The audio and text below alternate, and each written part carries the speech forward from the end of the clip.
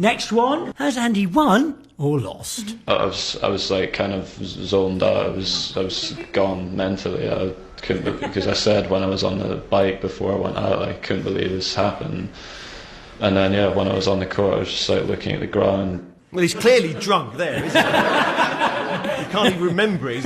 What was I playing tennis? I think he won. He definitely won. Yeah, he did win that one. Yeah. He did. He's a magnificent idiot. I'm basically the worst person that ever lived. If someone shoots me at him. He was my flatmate in Beijing, actually. He was my flatmate in Beijing, and he's actually a top bloke. Really funny. And because I was at breakfast, and I just sat down, and he just came over and went, "Good morning," like really happy, cheery. And I was just like, "Hello." You're Andy Murray, you're not supposed to be cheery, and he is. The thing I always wonder about those post-match interviews is quite often they've played 5 sets, haven't they? And you just think, if you're really shagged out and Gary Richardson sticks a microphone and asks you a question that isn't a question. Yeah. That was a great game. Yeah. Well, of course you can say, it was good, Especially futile. when you've got to speak to John Inverdale after that as well. Yeah, I saw a lovely description of John Inverdale in the paper the other day. They said he was like Arnold Schwarzenegger after someone let the air out of him. Right, now I'm going to play you a recording of a couple of tennis players, and I want you to name them 1 point for each. So, first of all, we're going to have Andy and Paul, okay? Yes. Listen carefully.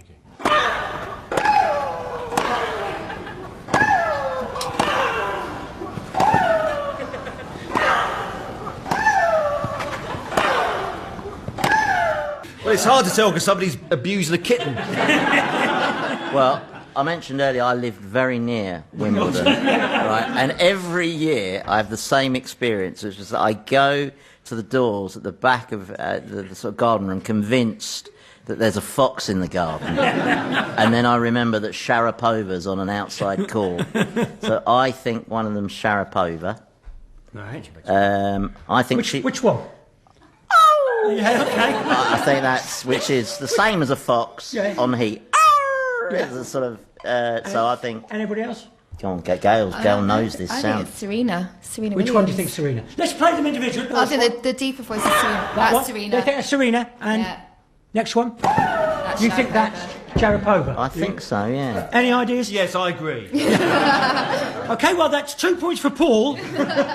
Okay, well, in fact, the first one is Serena Williams. Yes. Very good. And the second one is Victoria Azarenka. They are quite similar. Now, I was watching Azarenka in one of these games, and what fascinated me about her is that she even does it with a dinky little drop shot. Yeah. And I think, well, that's completely unnecessary there, isn't it? That'd be like if a weightlifter, even when he picked up a Twix, went... Exactly so. Somebody's family packs are quite hefty.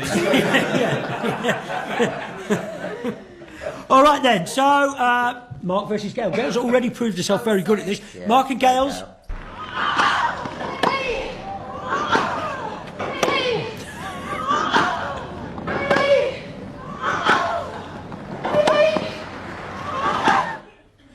Any ideas? It's the one that we thought it was last time, Sharapova.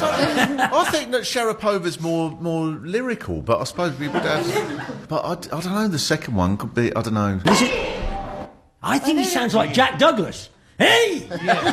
Play it again. Hey! I think one of them is Venus Williams. Which one? Let's play them individually. First one is... That one. Well, you were right with Venus Williams. You get a point for that. And second one?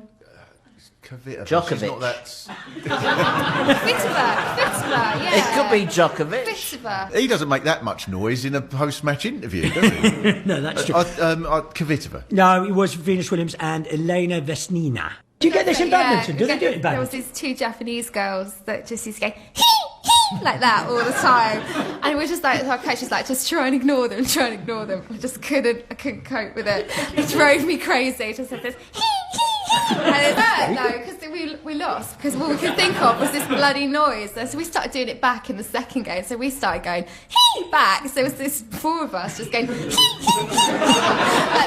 it was just like the worst. I mean, someone should have taken it somewhere. And that's in a proper championship. That's why she got silver. Yeah. We've got one other one, which I think is the most idiotic of the lot. The Portuguese Michelle Larcher de Brito. Here she is.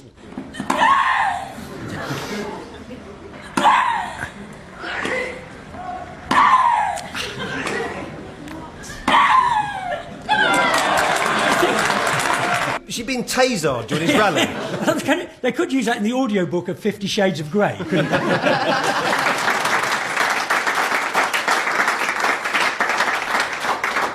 Radio 5 gets thousands of letters every week asking why there's so little snooker on. It's actually very difficult to capture the tension and excitement of a big snooker break on the radio. But we've come very close to it with this next game, Food Snooker. Gail and Andy, I would like you to build the biggest break you can in 30 seconds by naming foods or drinks with the colours in their name. You have to start with red and then go on to a colour, another red, another colour, red, a colour. Each time you pop one and I agree that it's legitimate, you'll hear this sound. Every time you get one that I don't consider to be fair, you'll hear this sound. I wonder where we got that idea from. That's exactly as it is at the Crucible. Time starts now. Red. Pepper. Blackberry. Red currant. Blueberry. Red Leicester. Pink grapefruit. Doesn't have to start with red. What? Doesn't have to start with red. That's what you do in snooker, though. No. I mean, the word itself, Oh. you know, it can be something Oh, red. it can be just red. Oh, like apple. What? Let's go back to the way you were doing it before. I mean, the word doesn't have to start with red. It could be something red or something red something. Do you know what I mean? Like a tomato. No. Let's go back to that word. It can be in there now. But Julia. tomato Okay, go on, would be yeah. green. Green tomato. Red wine. Oh, yeah, you'd have to say red tomato. All right. Okay, how many did you get? 22. That, Done, guys.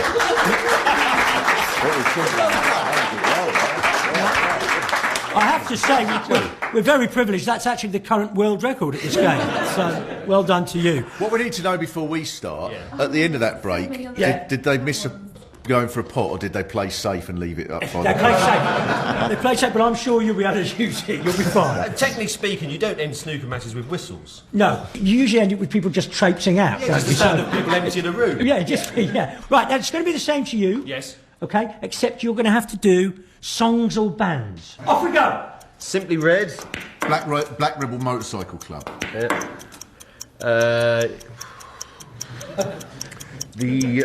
the rest out.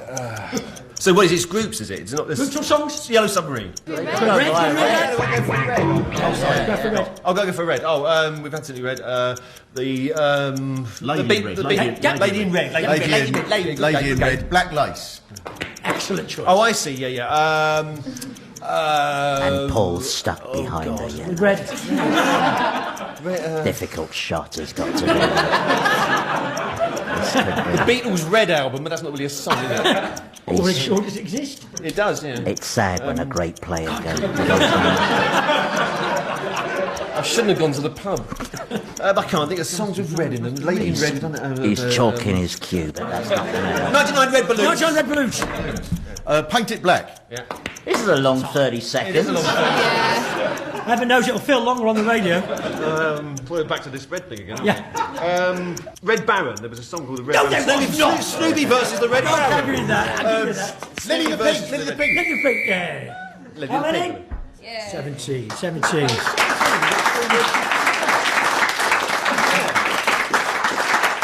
So that's the end of the food snooker round, which I think may be the last time you see it in its present form. So I think there's a whole show there on its own, quite frankly. It certainly will be on its own. Just while we're on the subject of snooker, we all know that snooker players love a nickname. You know, the Hurricane, the Whirlwind, the Rocket, all that sort of stuff. A few little bonus points here.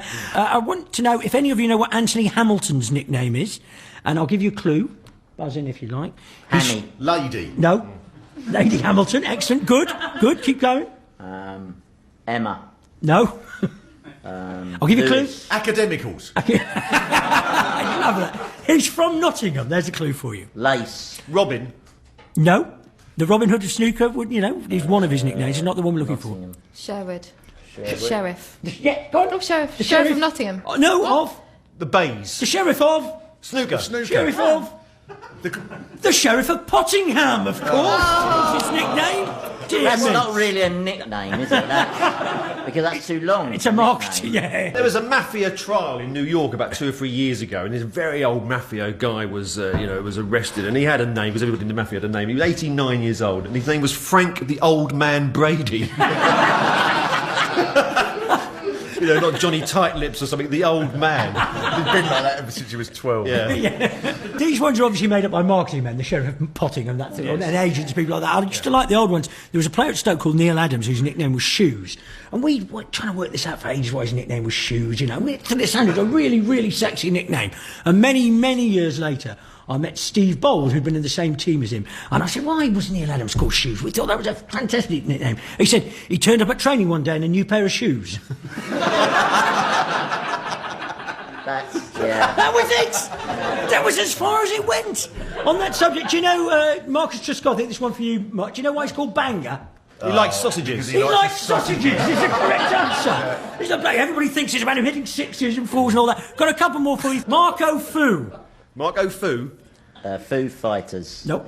Mark, not very good at snooker o Fu. No. Kung Fu. Yeah, that's the thing. Fu. Q-Man Fu is his nickname.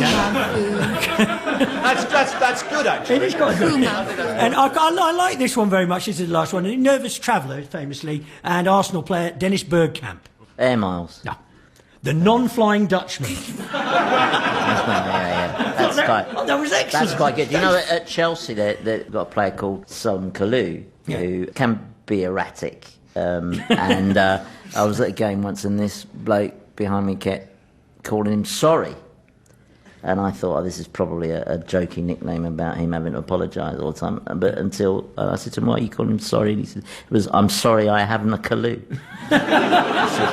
It's a Radio 4 listener's nickname for a footballer.